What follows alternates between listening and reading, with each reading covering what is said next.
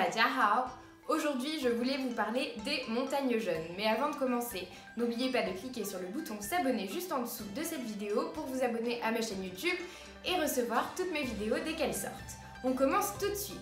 Alors aujourd'hui, je voulais vous donner quelques conseils pour planifier votre voyage aux montagnes jeunes si jamais vous souhaitez vous y rendre. En tout cas, je vous le conseille grandement parce que pour ma part, j'y suis allée 2 fois et ce sont vraiment des paysages magnifiques comme vous n'en avez probablement jamais vu parce que ce ne sont pas des paysages que l'on pourrait voir en France ou en Europe. Ce sont des paysages vraiment propres à la Chine et j'ai adoré vraiment ma randonnée dans les montagnes jeunes. C'était quelque chose d'exceptionnel.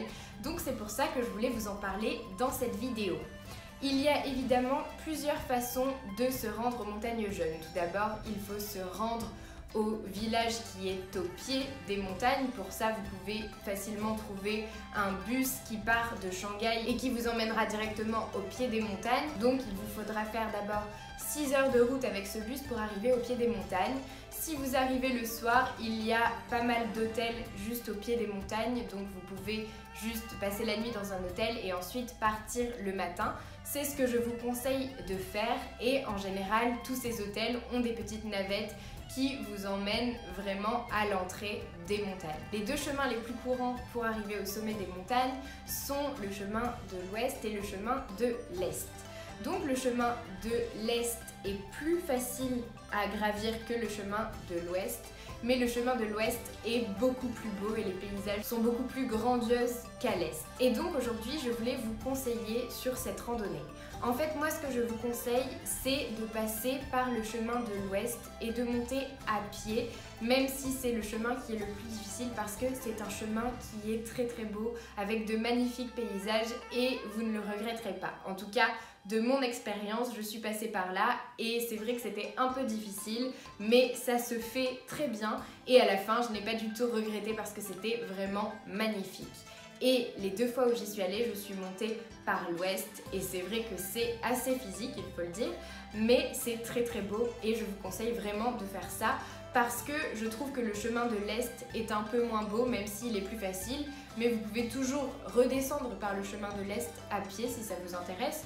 Moi, j'étais redescendue la première fois en téléphérique et la deuxième fois, j'étais redescendue à pied, les 2 fois par le chemin de l'est et j'étais montée les 2 fois par le chemin de l'ouest. Si vous avez le vertige, je préfère vous prévenir, il est vrai que la randonnée fait assez peur et parfois il faut traverser certains passages qui sont vraiment très hauts et qui font assez peur. Moi-même j'ai le vertige et c'est vrai que parfois je ne me sentais pas forcément très bien dans ces montagnes. Cela dit, le paysage vaut vraiment le détour et je vous conseille vraiment d'y aller.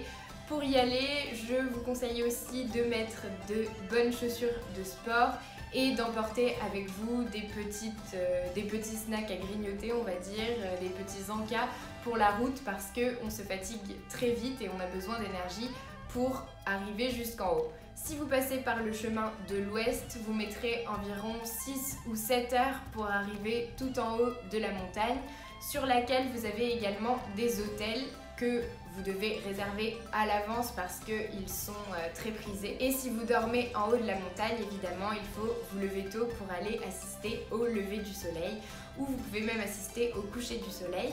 Mais le lever du soleil est particulièrement beau en haut des montagnes jeunes, donc je vous conseille de dormir une nuit là-haut et d'observer le lever du soleil donc très tôt le matin et ensuite de redescendre comme vous le souhaitez en téléphérique ou à pied.